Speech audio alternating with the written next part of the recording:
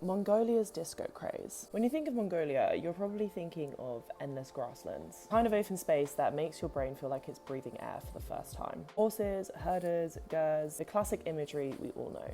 But now imagine something else. Neon lights, sequins, Boney M blasting from battered Soviet speakers, kids in mirrored jackets spinning under makeshift disco balls. This is Mongolia in the 1980s. This is where our story starts, in Ulaanbaatar, a city that has become a cultural island on the steppe, a place where geography, politics and pop culture collided on the dance floor. Ulaanbaatar, an urban island in the ocean of the steppe. Mongolia is one of the most sparsely populated cities on the earth. You can drive for hours and hours and still have more yaks than humans. For centuries, nomadic herding has been the dominant lifestyle. Mobility was the norm and settling wasn't. But by the 1980s, something dramatic had shifted. Ulaanbaatar, or UB to its residents, had grown into a city of politics, industry and culture, heavily by its long relationship with the Soviet Union. Over 40% of the entire country's population lived there, in districts like Chingaleti, Ayangzurk and Sukbatar. Imagine being a young person there.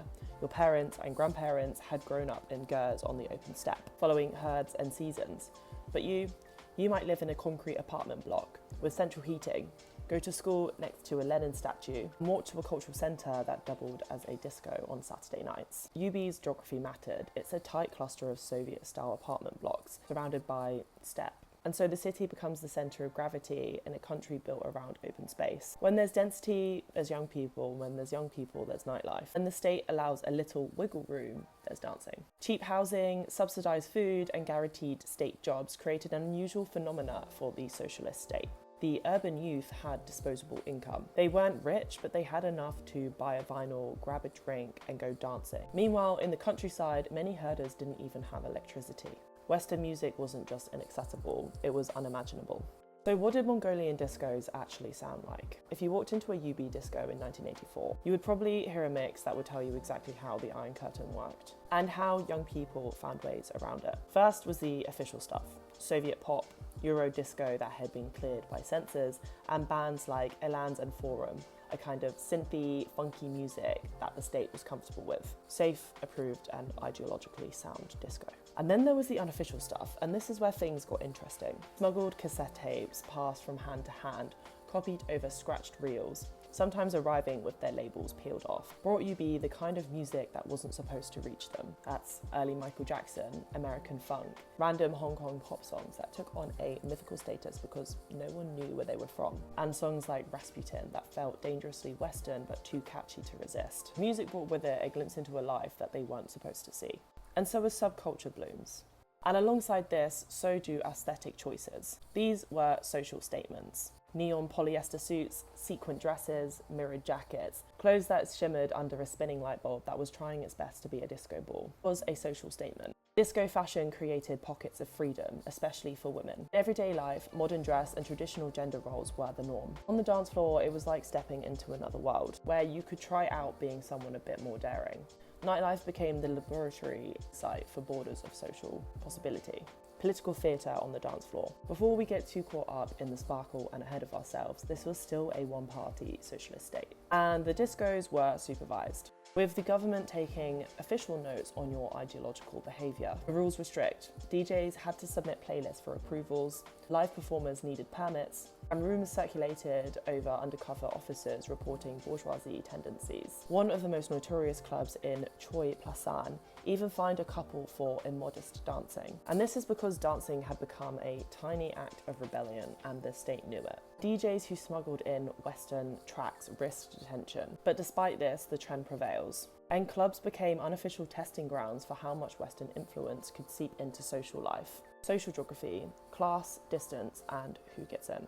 Access to nightlife in Mongolia was not equal. Geography and class shapes the entire experience. Urban youth had proximity, steady wages, and the connections. They could walk to the clubs or they could take trolley buses. Their schools often held dances, and their parents worked in ministries or factories in the city. For rural youth, however, it was a marathon. Dance in UB might mean taking a 300-kilometre bus, 2 nights sleep, sitting up, and crashing with cousins on a Soviet Union block apartment, and standing in line for tickets at a cultural centre that might or might not let outsiders in.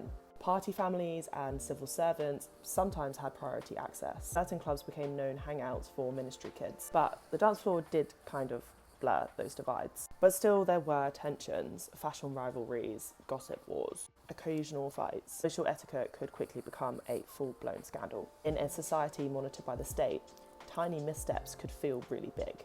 But the disco became a miniature model for Mongolia's shifting society, a space where new classes were emerging, where the rural and urban collided, and where young people tested what it meant to be modern. The best stories: flashlights, smuggled records, and secret notes. And this is my favourite part, the real stories, because these are the moments that make you actually feel like you were there. Power outage parties.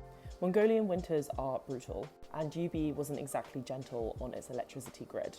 Blackouts were common, and in one night, in Choiplastan, a blackout hit in mid-dance. What did the people do?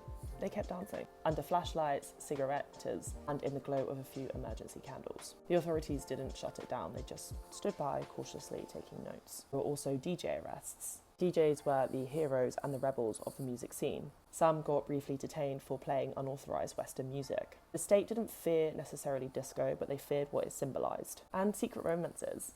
In a society where public affection was often frowned upon, the dance floor offered a rare anonymity. So for many, discos weren't just nightlife, they were the beginning of lifelong relationships. The cultural impacts, what discos left behind. They deepened the urban-rural divide. Cities became gateways to the outside world, whereas rural Mongolia remained rooted in tradition and isolation. The equality wasn't economic, it was cultural access. It shifted gender norms. Women gained pockets of independence, new styles, new dances, new confidence. The disco was a place where being bold didn't automatically cause scandal unless a supervisor noticed. Kids who would never leave Mongolia grow up knowing what Swedish disco sounded like, and what American fashion looked like, and where Hong Kong was on a map.